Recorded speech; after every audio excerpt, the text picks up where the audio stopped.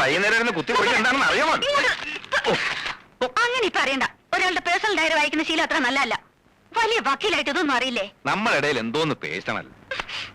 ഇരുമയാണെങ്കിലും നമ്മളൊറ്റ കരളല്ലേ, നീ എന്റെ ജീവനല്ലേ. അത് വേ ഇതറേ. അതുകൊണ്ട് ഇപ്പൊ ഇങ്ങോട്ട് കൈ കടത്തണ്ട. അപ്പോ പിന്നെ എപ്പോ കൈ കടത്താം? പറയാം. ഒരു മുതുമുത്തശ്ശനായി പല്ലയൊക്കെ കൊഴിഞ്ഞ് വടിയും പിടിച്ചു നടക്കുന്ന ഒരു വയസ്സനായി നന്ദേട്ടൻ ഏതെങ്കിലും മൂലയ്ക്ക് കുത്തിയിരിക്കുമ്പോ ഞാൻ അടുത്തു വരാം. അന്ന് നമുക്ക് ഒരുമിച്ചിരുന്ന് ഡയറി വായിക്കാം.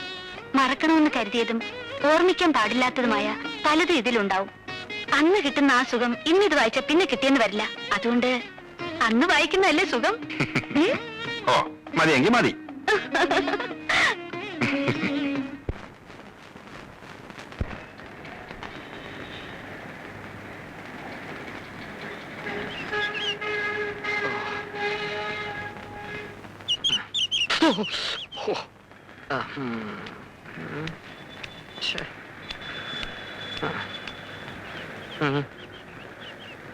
ശിവശങ്കരൻ ചേട്ടൻ? അയ്യോ, ഞാൻ മറന്നുപോയി. അല്ല, ഉണ്ണിത്താനെന്താ ഇവിടെ? വൈഫിനെ വെയിറ്റ് ചെയ്ത് നിൽക്കുക.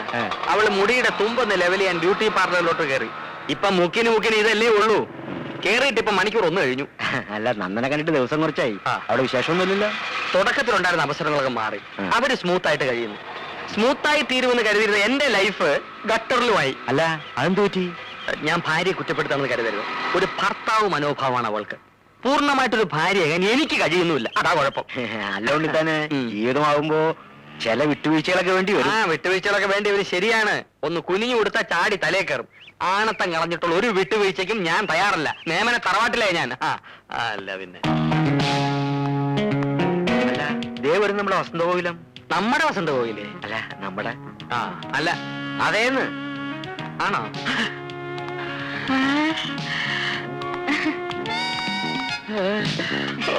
നമുക്ക് പോകാൻ ചേട്ടാ. നിന്റെ മുടി എന്തേടി? ആരോട് ചോദിച്ചോണ്ട്? എന്റെ മുടി മുറിക്കാൻ ആരുടെയെങ്കിലും അനുവാദം വേണോ? റോഡാണ്, മോശമല്ലേ? പിന്നെ നിനക്ക് മുട്ടറ്റ മുടി ഉണ്ടായിരുന്നോണ്ടാണ് ഞാൻ നിന്നെ കല്യാണം കഴിച്ചത്. അജാനു ബാഹു. അത് നിനക്കറിയോ? അപ്പൊ ഉണ്ണിയായിട്ട് എന്റെ മുടിയാണ് ഇഷ്ടപ്പെട്ടത്, എന്നെ അല്ലല്ലേ? മുടിയും തടിയും ജോലിയും വീടും എല്ലാം ഉൾപ്പെടെ മൊത്തത്തിലാണ് നിന്നെ ഞാൻ ഇഷ്ടപ്പെട്ടത്. കല്യാണം കഴിഞ്ഞോടെ മുടി മുറിച്ചേക്കാൻ എനിക്കൊരു നേർച്ച ഉണ്ടായി. പിന്നെ പെണ്ണുങ്ങൾക്ക് മുട്ടറ്റ മുടി വേണമെന്നൊരു സ്റ്റൈലിന് ആണുങ്ങൾക്ക് പറയാം. പക്ഷെ ഇത് നനച്ചുണക്കി ചുവന്നു നടക്കുന്നതിന്റെ കഷ്ടം ഞങ്ങൾ പെണ്ണുങ്ങൾക്ക് അറിയാമോ? അത് ശരിയാ. എന്താ നിന്റെ പേര്?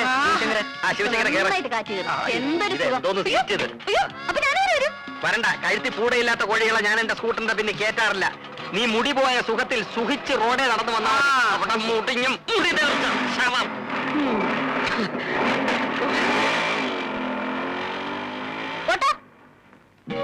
സത്യം പറഞ്ഞാൽ ഒരു വിവാഹ ജീവിതത്തെ കുറിച്ച് ആലോചിക്കുമ്പോ എനിക്ക് ആശങ്കയുണ്ടായിരുന്നു. എന്താ ആശങ്ക? കാലം തെറ്റിയുള്ള വിവാഹമാവുമ്പോ വല്ല പ്രേമനിരാശവും പിടിപെട്ട് കെട്ടുപ്രായവും കഴിഞ്ഞു നിൽക്കുന്ന പെണ്ണിനെ കെട്ടേണ്ടി വരുമോ എന്നുള്ള ആശങ്ക. ഇപ്പൊ ഉണ്ടോ? ഇല്ല. മറ്റൊരുവന്റെ ഓർമ്മകൾ മനസ്സിൽ സൂക്ഷിക്കാത്ത ഒരുവളെ ഭാര്യയായി കിട്ടുന്നത് മഹാഭാഗ്യമാണല്ലേ? എന്റെ മനസ്സിൽ മറ്റൊരുവന്റെ ഓർമ്മകളില്ലെന്ന് നന്ദേട്ടൻ എങ്ങനെ അറിയാം? ഉണ്ടോ?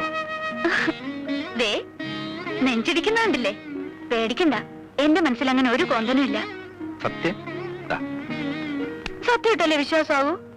വേണ്ട, എനിക്ക് വിശ്വാസം. നന്ദേട്ടനെ പോലെ ഒരു ഭർത്താവിനെ കിട്ടിയ ഞാൻ എത്ര ഭാഗ്യവതിയാ. തുറന്നു പറയണം, ആതിരയുടെ ഇഷ്ടവും ഇഷ്ടക്കേടും മനസ്സിലാക്കാൻ എനിക്ക് കഴിയുന്നുണ്ടോ? ഇല്ല. കല്യാണം കഴിഞ്ഞിട്ട് മാസം 3 ആയില്ലേ? എന്നെ ഇതുവരെ നന്ദേട്ടൻ കോടതിയിലൊന്ന് കൊണ്ടുപോയോ? അഡ്വക്കേറ്റ് നന്ദകുമാർ കോടതിയിൽ ഷൈൻ ചെയ്യുന്ന കാണാൻ അദ്ദേഹത്തിന്റെ ഭാര്യയ്ക്ക് കൊതി കാണില്ലേ? അത്രേ ഉള്ളൂ. നല്ലൊരു കേസ് വരട്ടെ, അപ്പൊ കൊണ്ടുപോവാം.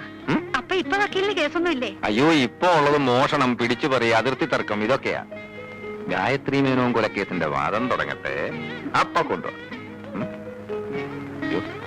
മണി 12. തൽക്കാലം കേസ് കിട്ടഴിക്കണ്ട. ബെഡ്റൂം അതിനുള്ളതല്ല കേട്ടാ.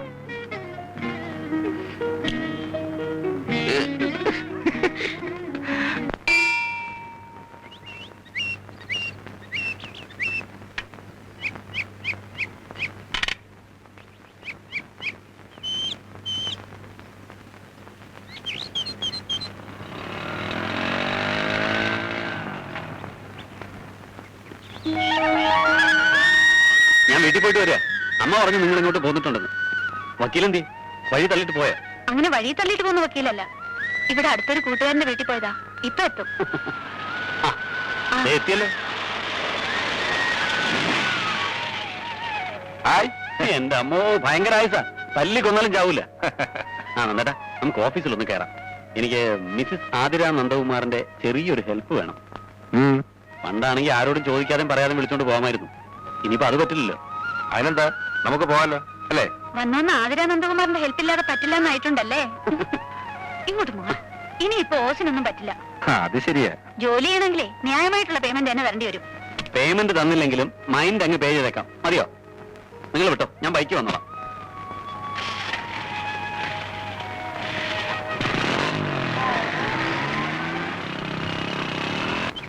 ഉണ്ണിയേട്ടൻ ഇത്ര ധൃതി വെച്ച് എങ്ങോട്ടാ? മരിക്കാൻ കോടതിയിലോട്ട്, അല്ല പിന്നെ എങ്ങോട്ടാ? എന്നും എന്നെ എന്റെ ഓഫീസിൽ ഇറക്കി വിട്ടിട്ടല്ലേ ഉണ്ണിയേട്ടൻ പിന്നെ പോകുന്നത്? ആ പതിവ് ഞാൻ നിർത്തി. അല്ല പോകുന്ന പിന്നെ. നിർത്താൻ എന്താ സർക്കാരിന് ആനുകൂല്യമാണോ? ഓ, അതിന്റെ കാരണം എനിക്കറിയേണ്ടത്. കാരണത്തല്ല നീ ഇപ്പൊ പിടിച്ചിരിക്കുന്നത്. എടി, ഒരു പെണ്ണിനെ പെണ്ണാക്കുന്നത് അവളുടെ മുടിയാണ്. തൊഴാം വാർ മുടിക്കും മുടിക്കും എന്ന് കവികൾ പറഞ്ഞിരിക്കുന്നത് വെറുതെ അല്ല. നിന്നെ ഈ കോലത്തിൽ കാണുമ്പോ ചില ധീരകൃത്യങ്ങൾ ചെയ്തതിന് ചില പെണ്ണുങ്ങളെ മൊട്ടയടിച്ച് കോടതി കൊണ്ടുവരുന്നതാണ് എനിക്ക് ഓർമ്മ വരുന്നത്. അതിന് ഞാൻ മുഴുവനും കളഞ്ഞില്ലല്ലോ. ഉണ്ണിയേട്ടന് വേണ്ടി കുറച്ച് നിർത്തിയിട്ടില്ലേ? ഇതാ. നിർത്തിക്കോ. പരുവുമ്പോ ഞാൻ മൂടോടെ വെട്ടിയെടുത്തോളാം. അതും കൂടി വടിച്ചിറക്കിട്ട് ഏതെങ്കിലും ആശ്രമത്തിൽ പോയി ഇരിക്കടി. പുണ്യം കിട്ടില്ലെങ്കിലും കാശ് കിട്ടും, ഉറപ്പാ. മിണ്ടി പോരുത്. എന്റെ കണ്ണു വെട്ടത്തു പോ. മുടിഞ്ഞവളെ, മുടി കളഞ്ഞവളെ. മുടി കൊടുത്ത പ്രാന്ത് തോന്നാൻ ഇയാൾ എന്തോന്ന് വെളുത്ത ആദിവാസിയാ? സാർ, ചന്ദ്രബാനുവിന്റെ ഫോൺ ഉണ്ടായിരുന്നു. എന്താ? സാറിന്റെ വൈഫിന് പെട്ടെന്ന് എന്തോ സുഖമില്ലാണ്ട് ഹോസ്പിറ്റലിൽ അഡ്മിറ്റ് ചെയ്തു. ആ.